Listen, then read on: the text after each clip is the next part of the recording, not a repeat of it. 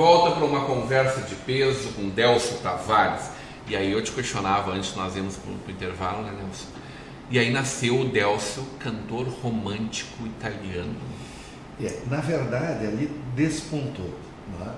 Porque muito antes dos festivais nativistas e durante os anos que eu morei em São Paulo, exatamente no ano do tricampeonato do Brasil, eu fui eleito o primeiro calouro exportação do Brasil no programa do Edson Cury, Bolinha, na TV Record, no Teatro Augusta, na Rua Augusta.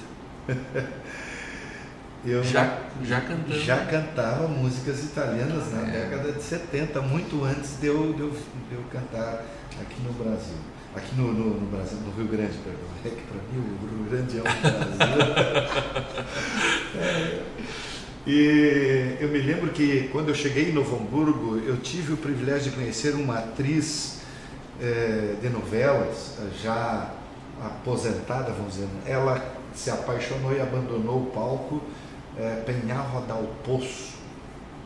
Ela era muito amiga do Lupicínio Rodrigues, do Lupinho, do Luiz Menezes, e tive a alegria de compartilhar momentos na casa dela, aqui na subida de Ivoti, cantando músicas italianas para os convidados dela e do esposo dela, que na época era o seu Aladim. Aladim era uma figura extraordinária, bonachão, e através da Penhalva eu comecei a conhecer pessoas em Novo Hamburgo que me ajudaram na minha ascensão. A Penhalva é uma pessoa importante no início da minha carreira. E quando eu voltei para o Rio Grande do Sul, que eu tive que começar tudo novamente através da Penhalva e de outras pessoas, eu comecei a frequentar outros lugares. Eu já cantava música italiana, mas não tinha o reconhecimento que eu teria depois de participar dos festivais nativistas, e quando participei dos festivais de músicas italianas, como a Cantoria Italiana de Serafina Correia, Festival da Música Italiana de UFEM, lá de Sarandi, e através dos shows que fiz a partir de 82, por aí, na Festa Nacional da Uva. Comecei a fazer shows na Festa Nacional da Uva, no Festa Itália de Blumenau, que é outra grande festa italiana, e que culminou com um show de abertura que fiz para o então ainda desconhecido do grande público, Andrea Bocelli, na festa de San Genaro, em Belém do Pará. O Andrea Bocelli, que virou um internacional mundial. O Andrea Bocelli se tornou conhecido quando ele venceu o Festival de Sanremo com a música Con te partirò. Daí ele foi o grande salto da carreira dele para o mundo, né? E quando eu venci a 10ª Cantoria Italiana de Serafina Correia, eu já tinha participado várias vezes, fui várias vezes melhor intérprete, tirei o primeiro lugar umas 3 vezes lá. Mas na última vez, com a música Appassionato, onde eu tive a honra de cantar ao lado da soprano italiano Ana Maria Venzon, e naquele ano, através da Ana Maria e do então falecido coordenador do festival, Geraldo Pessin, eles estabeleceram um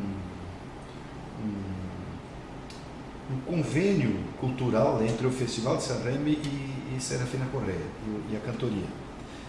Como melhor intérprete e vencedor, eu fui então convidado especial, não concorrente, mas como convidado especial, representando a colônia italiana do Rio Grande do Sul no Festival de Sanremo. Que maravilha! Foi um momento épico na tua trajetória. Um momento maravilhoso. São experiências que enriqueceram muito a minha vida, né? E aí o Délcio, de volta a Novo Hamburgo, foi ser secretário da Cultura da nossa cidade, né? Eu me recordo relativamente pouco daquele período, mas lembro, e a gente recuperou um pouquinho disso antes, que tu mexeu em várias áreas, né? Num momento em que nós falávamos quase nada em turismo rural, tu fez um levante lá naquela parte de Lomba Grande. Nós tivemos lógico que eu pude contar com pessoas competentes que estavam lá na prefeitura e não eram aproveitadas. Uma Cintia Spindler, a Rosine. Então são profissionais que me ajudaram muito na formatação, na compilação de informações para um desenvolvimento do turismo rural e desenvolver a vocação turística em Lomba Grande. Né? Na época, então, surgiram os primeiros sítios de lazer em Lomba Grande. Trouxemos a Emater, o Sebrae para auxiliar. Eu tentei fazer um projeto e desenvolver leis que favorecessem o desenvolvimento cultural de Novo Hamburgo como um todo, porque até hoje os artistas de Novo Hamburgo se queixam que não existe leis e não existe nada, políticas públicas de apoio à cultura, não existe.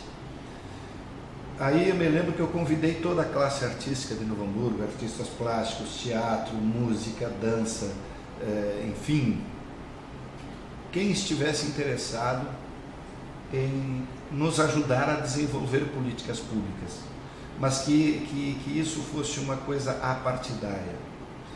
E eu me lembro que algumas pessoas foram lá para polemizar. Não foram de mente aberta para juntos descobrirmos formas de desenvolver políticas culturais para Novo Hamburgo, e eu fiquei muito desgostoso com a forma como me trataram, e eu me retirei da reunião e deixei na época o diretor de cultura, o Tealmo Engelmann, e fizeram horas de reunião infrutíferas, porque ao invés de discutirem formas de políticas públicas, tentar encaminhar algumas coisas evolutivas, né? Todo mundo só queria se queixar. Essa que é a verdade. E aí restou inócua essa tentativa, até porque eu esperava contar com a presença de artistas importantes que ajudaram muito na década de 70 na efervescência do movimento cultural de Novo Hamburgo, e essas pessoas não foram.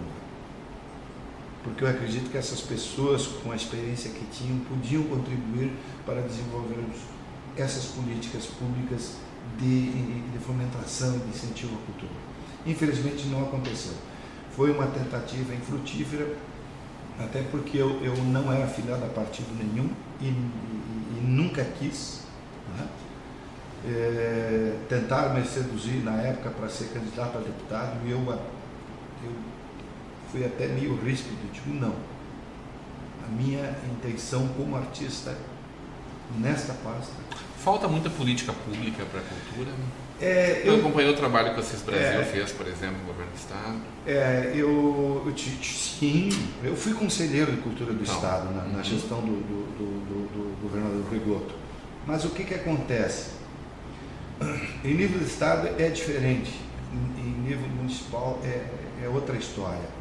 Primeiro, os nossos vereadores, e eu tenho que dizer isso, me desculpem, não é uma crítica, não é mal, são muito despreparados para as funções.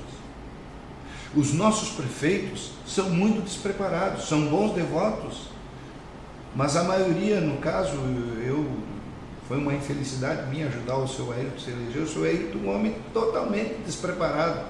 O senhor Victor Carlos, que era o vice-prefeito, era mais preparado. Então, não há um preparo adequado para a gestão pública. E, principalmente, a maioria dos nossos políticos veem a cultura apenas como uma palavra bonita para ilustrar discurso. A maioria não sabe o que é um projeto de desenvolvimento de turismo náutico, por exemplo, que nós deixamos.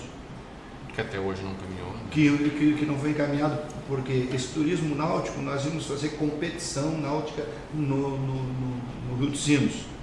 Mas não seria apenas uma competição para poluir. desenvolver a consciência para despoluir o rio. Nós íamos usar eventos dessa natureza para despoluir o rio, porque o movimento que existe aí, ele conscientiza, fala, mas não se consegue fazer nada de muito prático. Por quê? Porque para você motivar as pessoas tem que ter algo mais, né? Eu tentei desenvolver um Natal em nível de Gramado. Nosso comércio não apoiou. Eu ouvi piadinhas assim em certas reuniões. O que este cantorzinho de pontinhos vem querer nos ensinar as coisas? Uma visão muito pequena, provinciana. Iniciativas que a gente teve de fazer coisas que hoje poderiam estar dando resultado econômico, cultural, né, turístico para Novo Hamburgo, né? De alguma forma, a visão dessas pessoas, dessas poucas pessoas que te eram críticas, te incomodou de estar em Novo Hamburgo? Te desgostou de estar nessa cidade? Magoa tanto que eu pedi demissão porque eu senti que eu não teria apoio nessas iniciativas, porque eu não queria que essas iniciativas fossem políticas, mas que elas partissem de uma união de ideias da comunidade com o poder público para desenvolver isso. E as pessoas não entenderam isso. Tu tinha que ter lá uma pecha de PT, PDT, PMDB, e não é assim que se faz, né? Tanto que a desmoralização política dos partidos hoje né? E hoje tu não moras mais nem em Novo Hamburgo? Não, eu acabei... por essas coisas da vida, depois de 22 anos de casado, me separei, né? E fui para o Paraná, eu tive um programa 2 anos lá em Cascavel, daí retornei, mas eu tinha um sonho muito antigo que era de construir uma pousada. E escolhi São Francisco de Paula por causa do frio, por causa do clima, então eu estou lá desenvolvendo a pousada Fonte de Luz, que espero no ano que vem esteja operando já. Com muito desenvolvimento do meio ambiente, né? Tudo e com muito cuidado com a cultura. Tudo ecologicamente pensado, não é um projeto que está indo muito lento, porque eu quero deixar um legado de que é possível fazer ecologicamente as coisas certas, né? E vou construir um galpão, que é um centro de eventos, para receber os amigos, cantar, celebrar a vida, fazer verso, poesia. Tem que botar umas arquibancadas lá para receber toda a pessoa, para quem está junto nessa roda aí, tia. Tem 2 coisas que eu não posso terminar essa entrevista sem conversar sobre elas. Primeiro é o hino do nosso Esporte Clube Novo Hamburgo, né? Que primeiro era o hino do centenário, depois é o hino oficial do clube, mas de fato é o hino composto por Delcio Tavares. Foi um convite muito amável da senhora Ana Karina, né? E da viúva do nosso ex-prefeito, do Jair, me fugiu o nome. A Iris Foscarini. Da Iris Foscarini, me perdoe. Está comandando com garbo o marketing Noia, né? Deus, nós precisamos de um hino para o Esporte Clube Novo Hamburgo. E aí eu preciso de informações e tal. Me pressionaram, me ligaram várias vezes e não vinha, até que de repente, foi assim, coisa de 2 minutos, eu escrevi a letra e mandei a letra para elas. Examine, vê se está de acordo, tá? A música vai depois. Aí mandei 2 letras, uma melhor que a outra, qualquer uma. Daí eu peguei aquelas 2 e sintetizei e fiz uma só. Né, invocando também o centenário do Esporte Clube Novo Hamburgo, fiz a melodia, mandei. E para minha alegria, outro dia eu estava assistindo o Sport TV, o jogo do Novo Hamburgo, que o Novo Hamburgo ganhou o jogo aí, depois parece que teve um problema com o jogador, infelizmente. Acabou sendo. Mas foi uma vitória maravilhosa e a minha felicidade é que eu estava longe assistindo e ouvindo a minha música, né, como o hino do Esporte Clube Novo Hamburgo, foi muito bem divulgado. Muito honrado, muito agradecido. Mais uma honraria que tu legou à nossa cidade. Obrigado a eles. E esse projeto de gravar um concerto natalino aí?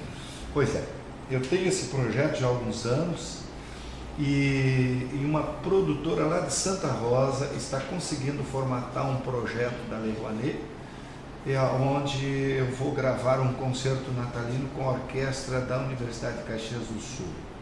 Aí outro dia alguém me perguntou assim: ô Delcio, mas por que não a Orquestra de Novo Hamburgo?